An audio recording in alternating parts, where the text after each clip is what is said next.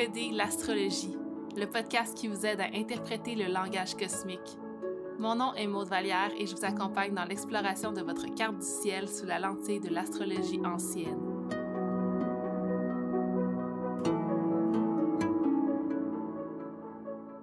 Allô tout le monde et bienvenue dans ce nouvel épisode de Décoder l'astrologie. J'espère que vous allez bien. Un mini-épisode solo, en quelque sorte, aujourd'hui. En fait, j'ai guidé un cercle de nouvelle lune en Poisson hier, le 10 mars 2024, en ligne sur Zoom, un cercle dans lequel j'invitais les gens à me partager ce qui était présent pour eux et on mettait leur carte du ciel à l'écran puis on faisait des reflets avec leur vie. Et au début de ce cercle, j'ai partagé différentes informations sur cette nouvelle lune en Poisson et comment elle s'inscrit dans les différents transits et les différents cycles qu'on est en train de vivre en ce moment. La vie étant ce qu'elle est, on a eu quand même grosse tempête de neige au Québec et beaucoup de gens se sont retrouvés sans électricité. Alors, j'ai offert d'envoyer la version audio de ce cercle, de mes réflexions sur la nouvelle lune à ces personnes-là. Puis je me suis dit, écoute, pourquoi ne pas partager ces informations-là sur le podcast?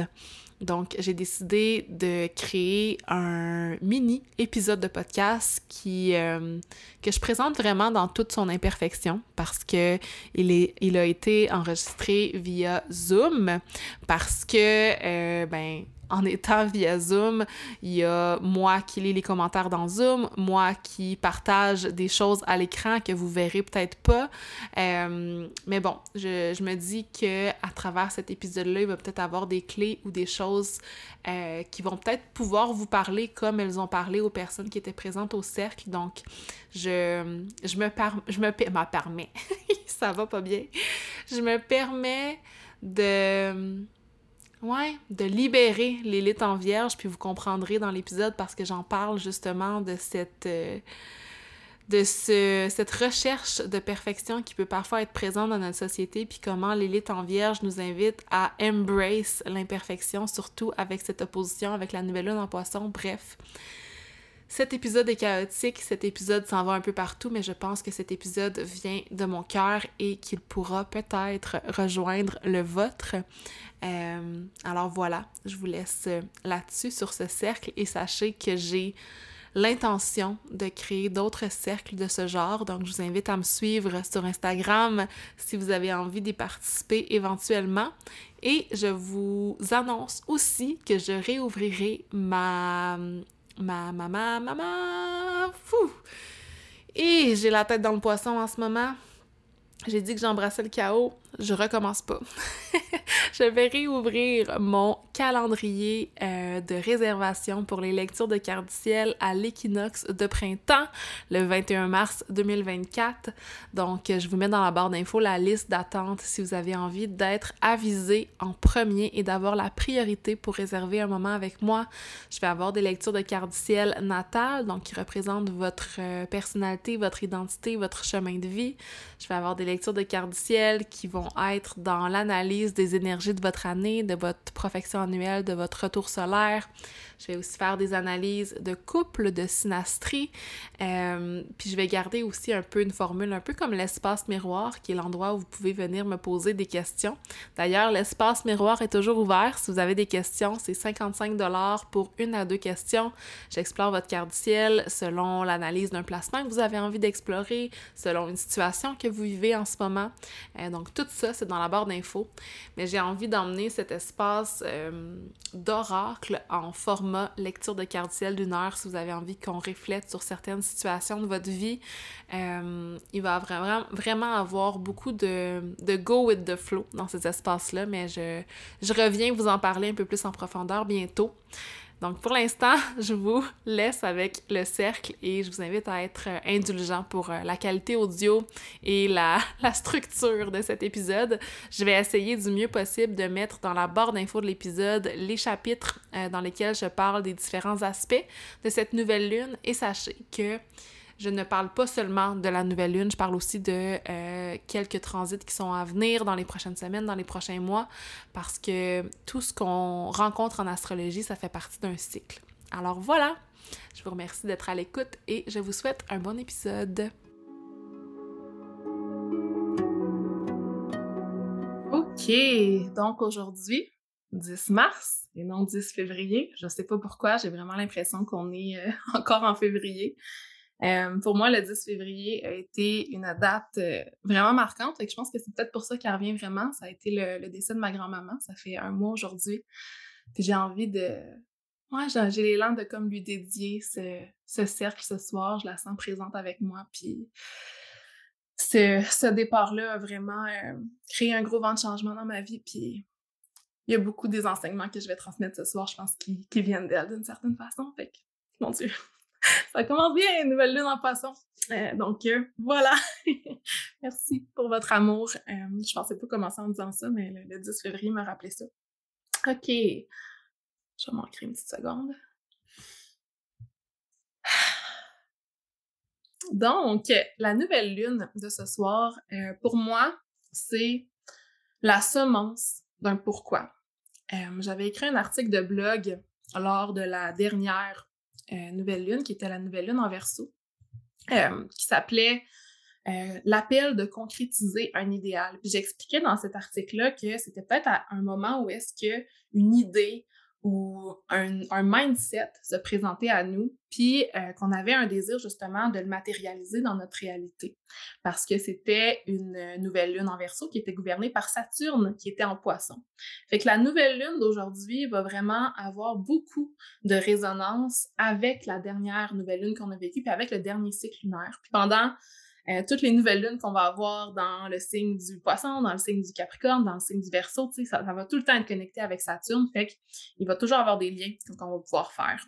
Puis je vois vraiment cette nouvelle lune en Verseau qui a eu lieu il y a un mois comme une idée ou un mindset qui s'est développé pendant le dernier cycle lunaire, puis qu'aujourd'hui, nouvelle lune en Poisson, plutôt que d'être ancré dans cette idée, dans ce mental-là, c'est comme si on venait rechercher le pourquoi derrière cette idée.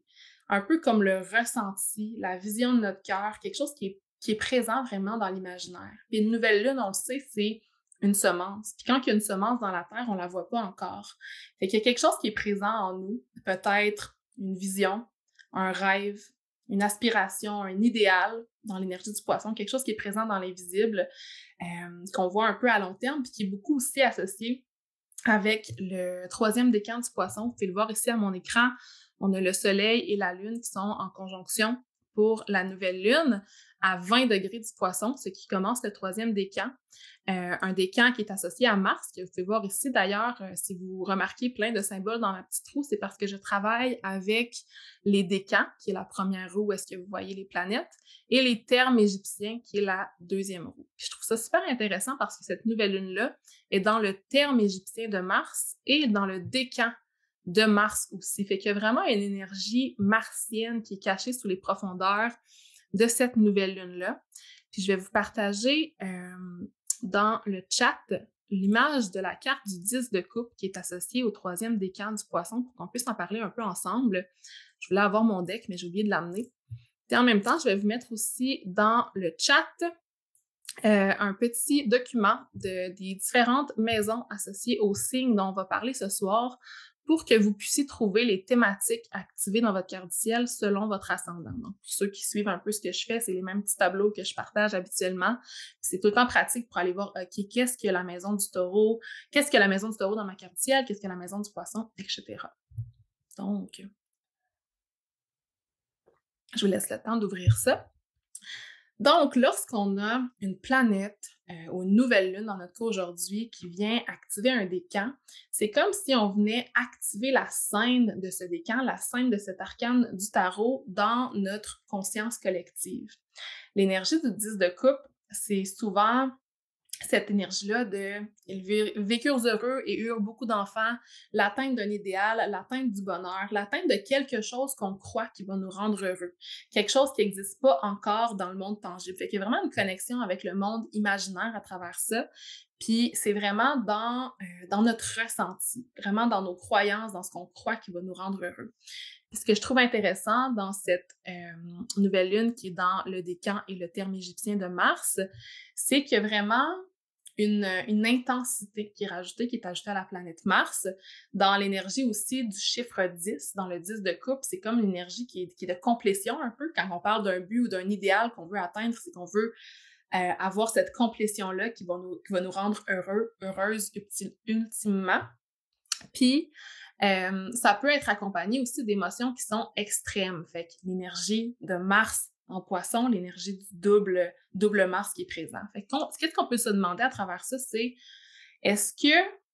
quelles actions je suis prête à prendre pour atteindre cet idéal? Puis qu'est-ce que je suis prêt à sacrifier? Parce que souvent, quand il y a un idéal à atteindre, bien, ça veut dire que souvent, il va falloir choisir cette vision-là puis mettre de côté d'autres choses. On s'entend, la nouvelle lune de ce soir est en coprésence avec Saturne. Fait que souvent, ces actions-là qui sont à prendre viennent aussi avec cette idée de retirer des choses, de restreindre des choses ou de venir mettre des limites. Comme Mouni dit dans le chat, choisir, c'est renoncer. C'est exactement ça, l'énergie de la nouvelle lune de ce soir. Qu'est-ce que je suis prêt à sacrifier? Je vois beaucoup l'archétype du sacrifice à travers l'archétype de Mars en Poisson. Fait que qu'est-ce que je suis prête à mettre en place et à organiser dans ma vie pour pouvoir faire de ce rêve une réalité, en fait.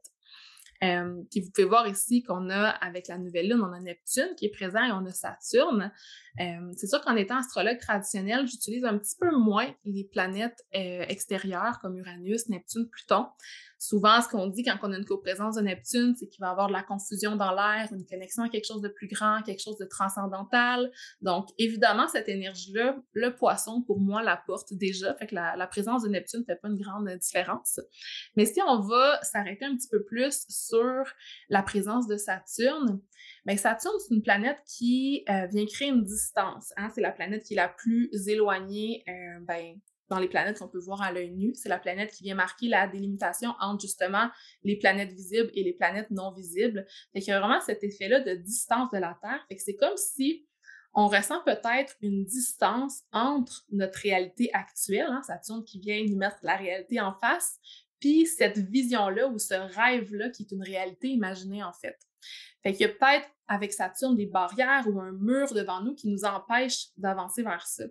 Puis dans l'énergie de Saturne, ce qu'on va mettre en place avec Saturne qui est en Poisson puis qui va continuer à avancer à travers le Poisson, c'est vraiment de venir créer des routines, de venir créer des structures, de travailler fort pour venir supporter ce rêve-là. Puis l'énergie de Saturne en Poisson, c'est vraiment, je vois un peu l'image de, tu sais, quand on voit ça dans les films des fois, quand les gens s'en vont chercher, ils travaillent fort, ils s'en vont chercher de l'eau au puits pour venir remplir, tu sais, ramener de l'eau comme ça. Fait que, tu sais, l'énergie du Poisson, l'énergie de Saturne, c'est comme le travail acharné d'aller chercher de l'eau pour remplir le puits de son rêve d'une certaine façon. Fait que c'est ce que je vois pour la présence de Saturne qui est ici.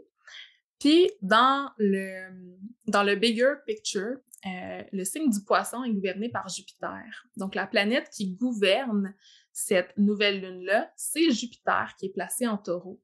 Puis c'est intéressant parce que depuis que Saturne est entré en Poisson, le 7 mars 2023, tout ce que Saturne fait, toutes les structures qu'il vient créer, toutes les limitations qu'il nous fait vivre, il vient les faire en étant en service à Jupiter en Taureau, en étant en service à une croissance fertile qui est présente avec Jupiter en Taureau. Fait que c'est comme si Jupiter en Taureau, c'était la source ou le pourquoi derrière tout ce qu'on fait avec Saturne en Poisson. Puis c'est intéressant parce que, en ce moment, on peut le voir, là, il y a un sextile qui se crée entre Saturne et Jupiter. Saturne qui est à 11 degrés et Jupiter qui est à 12 degrés.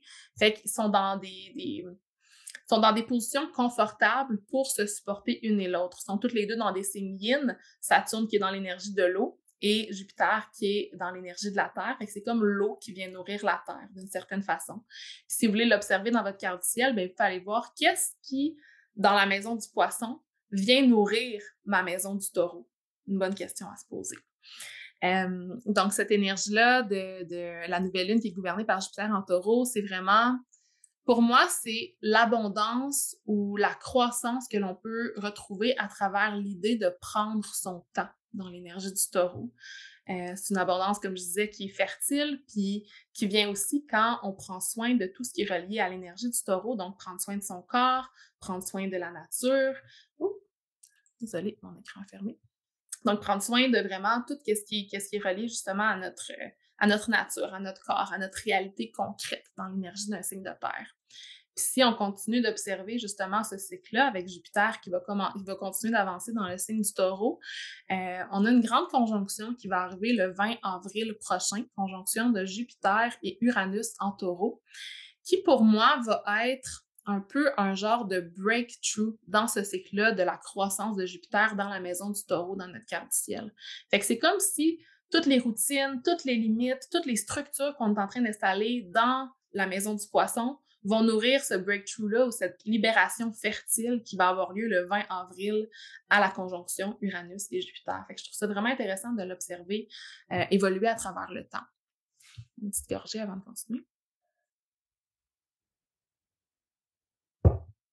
Ensuite, si on va regarder nos autres amis, vous pouvez voir qu'on a Vénus qui est juste ici. Vénus qui en ce moment est dans une position qui n'est pas super confortable parce qu'elle est dans ce qu'on appelle en astrologie traditionnelle un malefic enclosure. Ma traduction libre serait une emprise maléfique. Fait que c'est une énergie qui va venir nous faire sentir compressés, nous faire sentir un peu stock dans le secteur du Verseau, dans notre carte du ciel, parce que Vénus est en Verseau en ce moment. Puis c'est un transit qui va être ressenti encore plus fort si votre maître d'ascendance est Vénus ou si votre maître du temps cette année, c'est Vénus. Je parle en connaissance de cause. Puis même chose pour les autres transits. Quand je vous parlais de Jupiter en Taureau, de Saturne en Poisson, regardez votre maître du temps, puis vous pouvez voir à travers ça lequel des transits va être le plus important pour vous.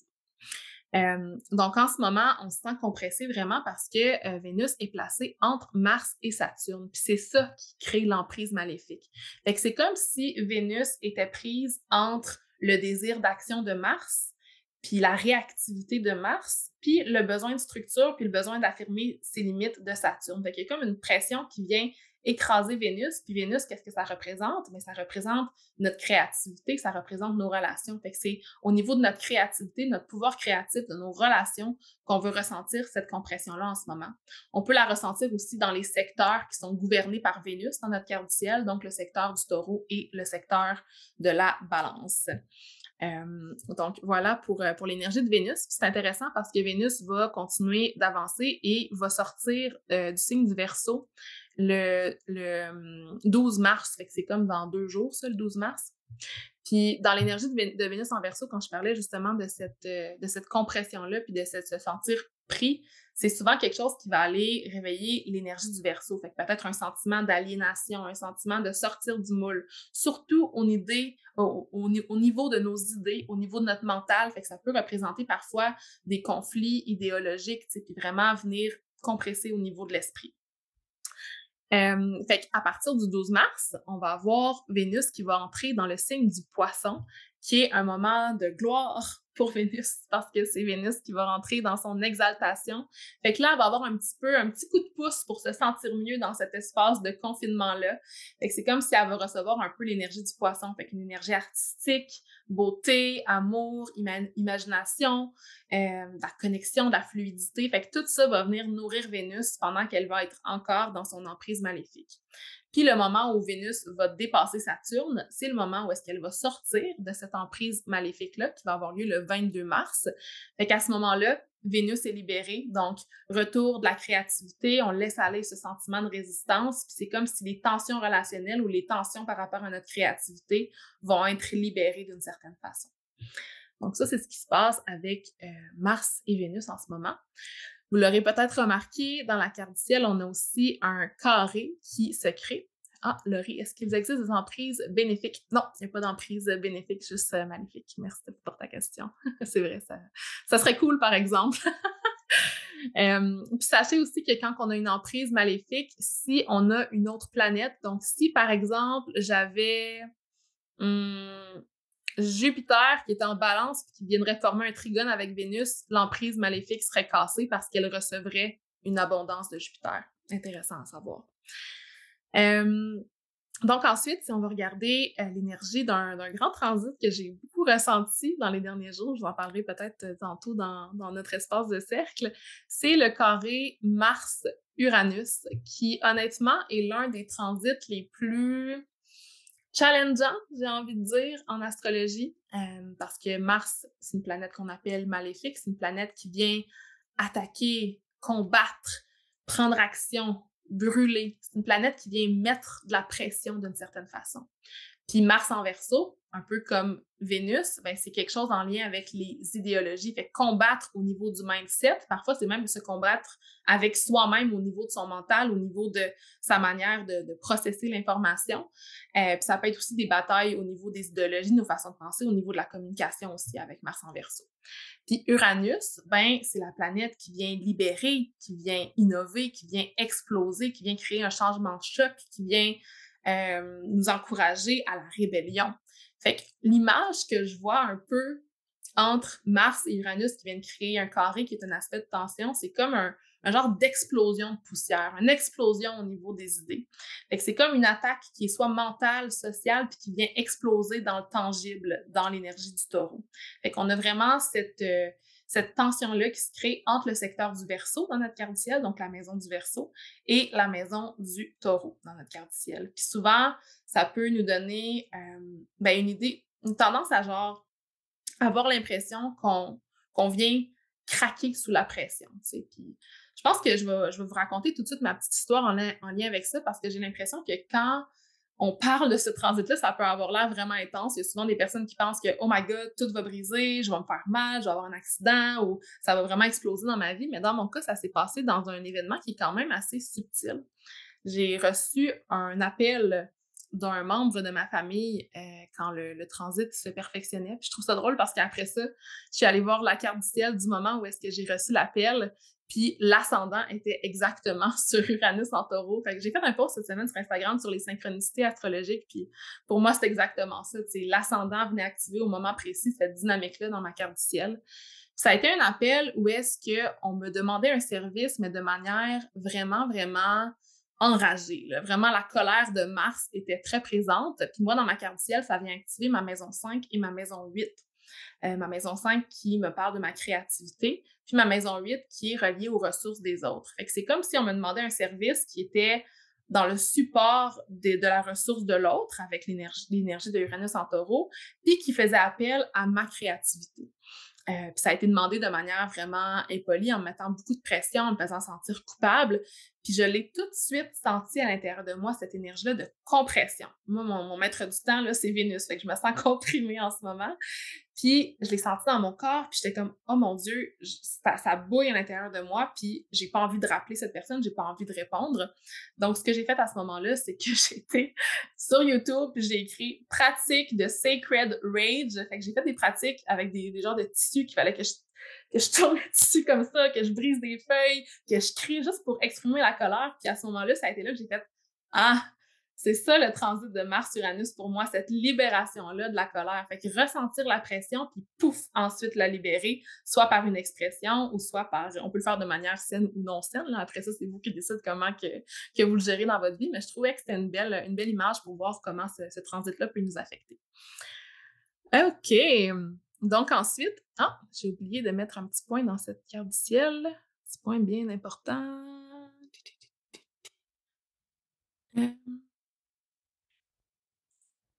Hey! On a Lilith qui vient d'apparaître ici en Vierge, donc cette nouvelle lune qui est en opposition à la lune noire, Lilith qui est en Vierge. Sachez que quand on génère une carte du ciel, il y a plusieurs point qui s'appelle Lilith. Celui que j'utilise ce soir, c'est la lune noire. La lune noire, c'est en fait le point sur l'orbite de la lune qui est le plus éloigné de la Terre. Donc, cette idée-là que c'est quelque chose qu'on ne voit pas. Si je vous simplifie l'interprétation de la lune noire, là, j'ai l'intention bientôt de faire des offrandes, des ateliers en ligne, en lien avec ce point-là, mais si je le simplifie rapidement, c'est des parties de nous qu'on voit pas, qu'on n'aime pas, qu'on n'accepte pas, puis qui sont souvent ancrées dans ce que la société nous force à réprimer, ce qui n'est pas accepté de l'énergie féminine. Pour la petite histoire, pour ceux qui ne la savent pas, Lilith, c'était la première femme d'Adam, celle qui a refusé de se soumettre, et elle est associée justement à tout ce féminin-là qui est réprimé puis qui a été démonisé à travers le temps. Puis l'énergie de Lilith en Vierge, Lilith qui se promène en Vierge, en Balance, sur mes placements de ma carte du ciel depuis bien des mois, c'est vraiment une énergie qui est chaotique parce qu'elle avance, elle recule, elle avance, elle recule. En ce moment, elle est en Vierge. Puis l'énergie de la Vierge nous invite vraiment à venir observer les dynamiques de pureté, les dynamiques de pression de la performance, les dynamiques de perfectionnisme, puis toutes les choses qui nous amènent à être en dévotion. Fait que c'est vraiment l'idée d'aller à contre-courant de ça. Donc, aller à contre-courant d'être pur, aller à contre-courant de performer, d'être parfait, de se dévouer envers les autres sans limite. Fait que l'énergie de Lilith en Vierge, ça nous invite à être un peu plus dans le non-jugement. Souvent, l'énergie de la Vierge, c'est une énergie qui peut être exigeante envers soi, envers les autres.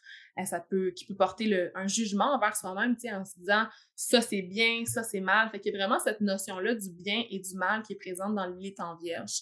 Puis pour moi, cette nouvelle lune-là qui vient activer Lilith par opposition nous emmène dans un autre extrême qui vient justement supporter la libération de la Lilith, de la Lilith en Vierge.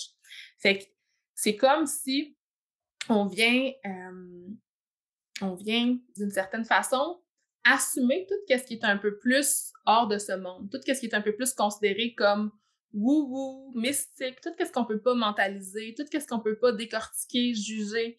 On est plus en connexion avec notre ressenti, on est plus en connexion avec notre intuition. Puis, tu sais, si on pense à l'énergie du poisson qui est connectée à l'énergie universelle, ben c'est comme une invitation à embrasser le chaos de l'univers. T'sais. L'énergie de l'univers apporte pas de jugement. L'énergie de l'univers, il n'y en a pas de perfection dans l'univers. Il n'y en a pas de pur ou d'impur dans l'énergie de l'univers. Fait que c'est vraiment une nouvelle lune qui nous amène justement à connecter à ça et à venir libérer les résistances de l'élite en Vierge. Et finalement, un dernier petit transit que je voulais observer avec vous et que je trouve très intéressant parce que je l'ai vu prendre forme de plusieurs façons aujourd'hui, c'est le transit de Mercure qui vient tout juste d'entrer en Bélier et qui est en sextile avec Pluton en Verseau. Donc, on va vraiment aller observer dans ce transit-là l'énergie de la maison du Bélier dans votre carte du ciel et l'énergie de la maison du Verseau.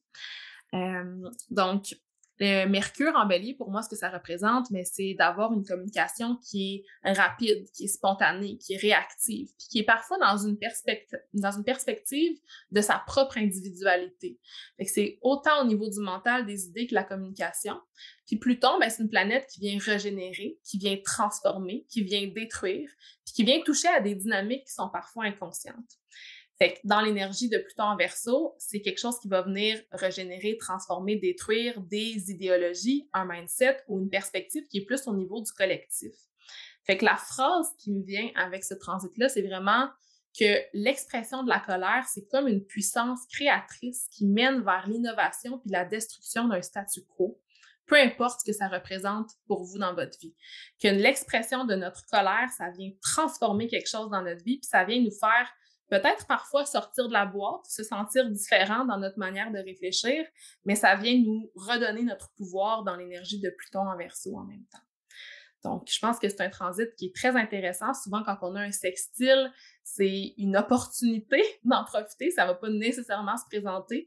Fait que je vous invite à voir comment que ça peut se présenter justement. Puis c'est pas obligé d'être fait d'une façon qui manque de respect. C'est juste d'être ancré dans sa propre individualité, puis en même temps penser à l'énergie du collectif avec Pluton en Verseau. Donc voilà ce que j'avais pour les différents aspects de cette nouvelle lune. Je vais arrêter mon partage d'écran pour le moment. Je vais arrêter aussi mon enregistrement.